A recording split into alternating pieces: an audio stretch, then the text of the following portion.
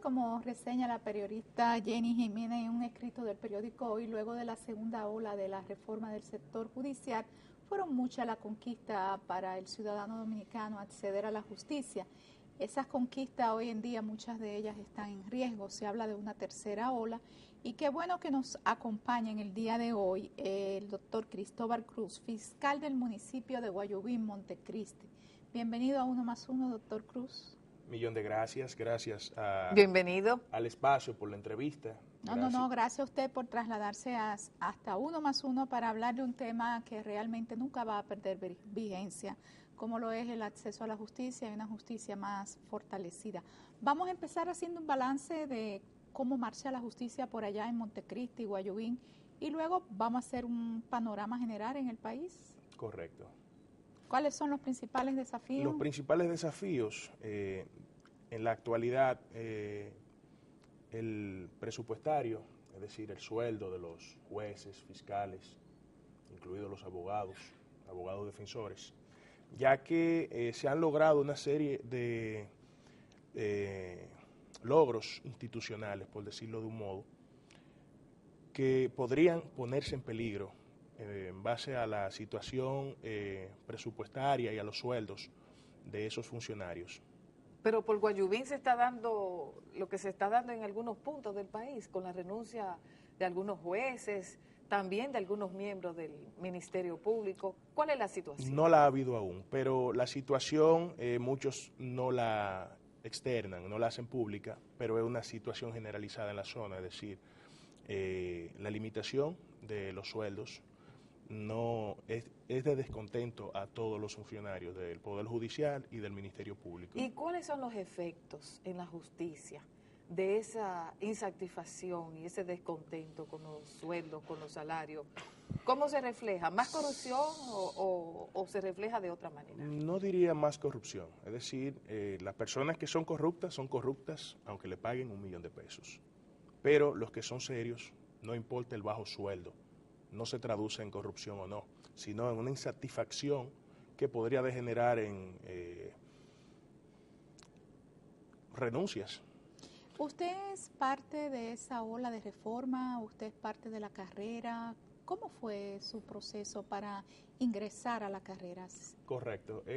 Yo vengo siendo parte de ese resultado de reformas que podríamos decir que desde el 2005 o 2006, finales, viene impulsando la Procuraduría.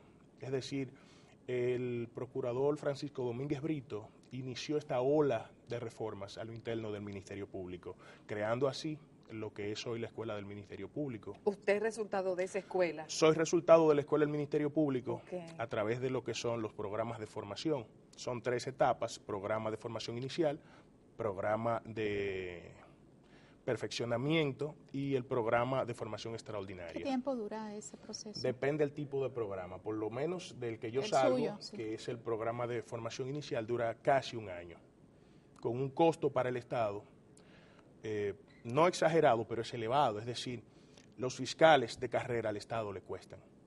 ¿Qué le cuestan?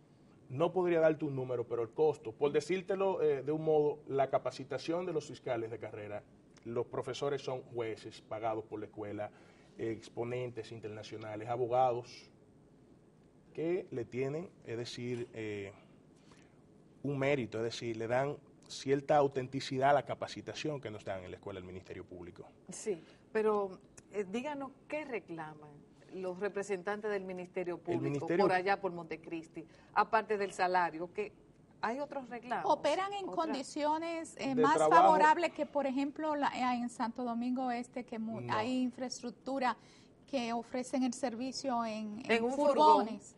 No es así. Allá la infraestructura está bien. Sí, no, la infraestructura, por lo menos de lo que es la sede del Departamento Judicial de Montecristi, los tribunales son, gracias a Dios, en concreto, en cemento, acondicionados bien. No tenemos ¿Y los defensores públicos son suficientes para los casos que se atencionan? No, por ejemplo, tenemos ese problema en el municipio de Guayubín de defensores, pero tampoco en ningún otro municipio de la provincia o del departamento judicial o la región judicial, es decir, las 3 provincias, Montecristi, Santiago Rodríguez, Dajabón, no hay la cantidad necesaria de defensores. Entonces eso es un grave problema para el acceso a justicia. es una limitación. Y en este caso peor, porque ese mismo escrito de Jenny Jiménez dice que la Defensoría Pública que ofrece servicio a los imputados que no tienen los recursos, se anuncia que más de 40 van a renunciar por razones de salario. En el caso de ustedes ni siquiera hay suficientes defensores públicos. ¿Cómo afecta eso el acceso a la justicia, los casos de reenvío? ¿Qué situaciones se dan? Es difícil realmente. Vemos, por ejemplo, casos que a diario, por la falta de abogados, se le da una letanía, es difícil el manejo. En cuanto a los defensores, ese escrito que usted dice de 40 abogados defensores que van a posiblemente renunciar en lo que es el transcurso de este mes, no es más que el resultado de la difícil situación salarial que impera en el sector justicia a nivel ¿Qué general. dice la ley? Es decir, no existen unas escalas salariales que, atendiendo a las complejidades del puesto, a las capacidades requeridas, puedan homologar salarios, porque aquí la discusión es si un defensor público debe de ganar lo mismo que un juez. ¿Qué dice la ley en términos de escalas salariales? Correcto. La ley no hace una equivalencia en cuanto a los sueldos de los jueces y defensores, pero sí lo hace en cuanto a los jueces y fiscales, o mejor dicho, lo hacía. Es decir, el anterior estatuto del Ministerio Público, que fue derogado por la ley reciente, la ley orgánica del Ministerio Público, derogó esa equivalencia que había. Es decir, decía que cada fiscal debía de ganar igual sueldo al juez presidente de la sala o la corte en la que trabajaba. Es decir, si un juez tenía un sueldo de 60,000 pesos, por poner un ejemplo, el fiscal debía de ganar el mismo sueldo. Pero sí, eso ha sido derogado. Pero hablemos, vamos a especificar, estamos hablando de una escala salarial de tanto a tanto. Hasta el otro día aquí la fiscal del Distrito Nacional apenas ganaba unos 60,000 pesos. La fiscal del Distrito Nacional, hasta que hace unos meses fue aumentado, fue modificado ese salario. Entonces, estamos hablando de qué escala, cuando hablamos de Ministerio Público, defensores públicos, etcétera, etcétera. La escala depende del nivel que... O sea, pero para dar una idea, va de tanto a tanto, el mínimo... Mire, hubieron aumentos recientes, pero la realidad es que los aumentos no fueron suficientes. Un fiscal allá por la frontera. Un fiscalizador está ganando ahora mismo, con el aumento reciente que logró el procurador a nivel del Consejo, 51,750 pesos. Y eso, los impuestos... No, con las reducciones quedan en unos 40 y tantos, que era el sueldo anterior. Los jueces de paz, por ejemplo... ¿Ese es el salario más alto? No, ese es el mínimo dentro de lo que son los miembros del Ministerio Público, que somos los fiscalizadores. Estaría ya el de los fiscales adjuntos, que ronda los 60 y algo. El titular, que es el gerente de cada fiscalía, que está en los 80, y así sucesivamente. Bueno... La verdad que esto es un desorden salarial, porque ¿qué le dejamos, por ejemplo, a una de las patas del sistema judicial? ¿Y los policías? Es un problema serio. Sí, porque son las personas que están a diario trabajando con nosotros los fiscales. Y yo estoy dando la voz por mis compañeros, por decirlo así, los fiscalizadores, los fiscales en términos generales, y los miembros del sector de justicia que trabajan con nosotros.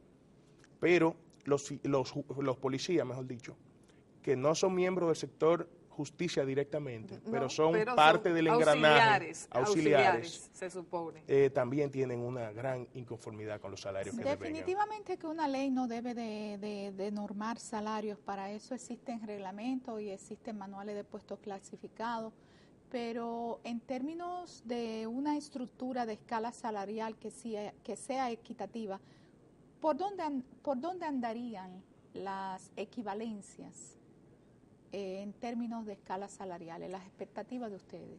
Bueno, si vemos lo que es el sueldo actual de 51,750 pesos de un fiscalizador, por poner un ejemplo. Ustedes solamente pueden impartir la docencia, es la única fuente adicional de ingresos, ¿no?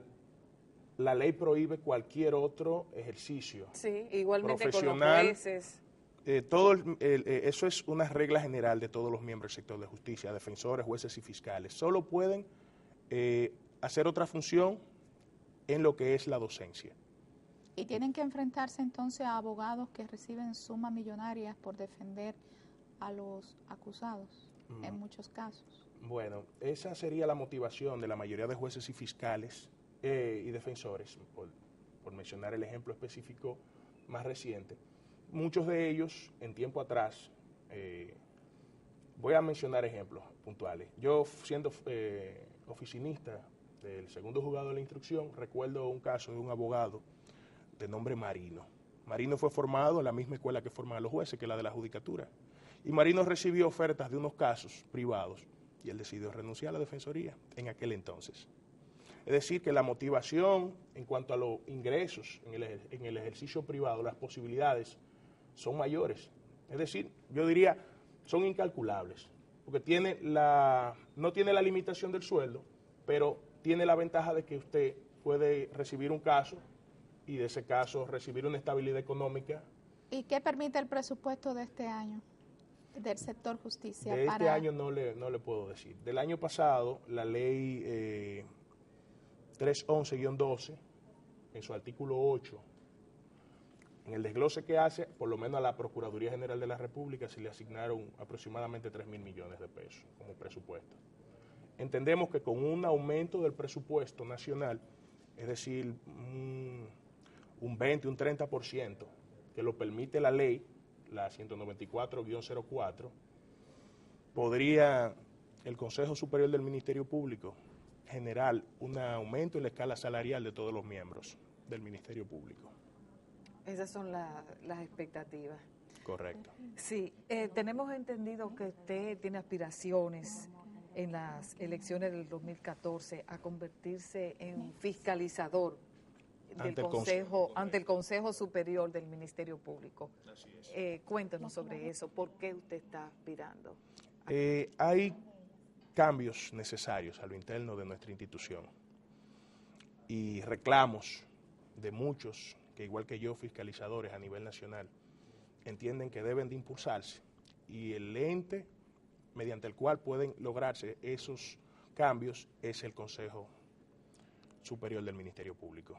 Entonces, en tal virtud, hemos iniciado los aprestos a tratar de lograr el apoyo de la mayoría de los fiscalizadores a nivel nacional para así apoyarle desde el Consejo e impulsar esos cambios. ¿Qué le mueve a esa aspiración a ser fiscalizador del Consejo Superior del Ministerio Público? ¿Por qué y para qué aspira a ser fiscalizador de esa instancia? Bueno, la pregunta es un poquito difícil. Es decir, no, siéndole honesto, no hay aspiraciones personales propias, no la hay, sino tratar de ayudar a los compañeros. Es decir, hay reclamos, aparte de los económicos, por ejemplo, el asunto de los traslados, de los cuales yo he sido reclamante. ¿Cómo es eso? Bueno, por ejemplo, yo soy de aquí, de Santo Domingo, Ajá. pero duré 10 años residiendo mi infancia en Montecristi. Cuando el concurso vino, en el 2009, la Escuela del Ministerio Público te exige que tú seas de la provincia por la cual tú concursas, precisamente para evitar ese tipo de situaciones donde luego la persona, por asunto de inconformidad o porque quiera volver a estar con su familia, solicite el asunto del traslado. Sí. Yo solicité el traslado, pero me fue negado, porque hay situaciones internas donde por calidad del servicio, la institución entiende que ciertos fiscales deben de mantenerse en determinadas zonas. Es decir, para no perder la calidad del servicio en una zona determinada del territorio nacional. Sí, ¿es penalizante ser fiscal en provincias fronterizas? Bueno... Porque los médicos, por ejemplo, no quieren ir muy lejos de Santo Domingo.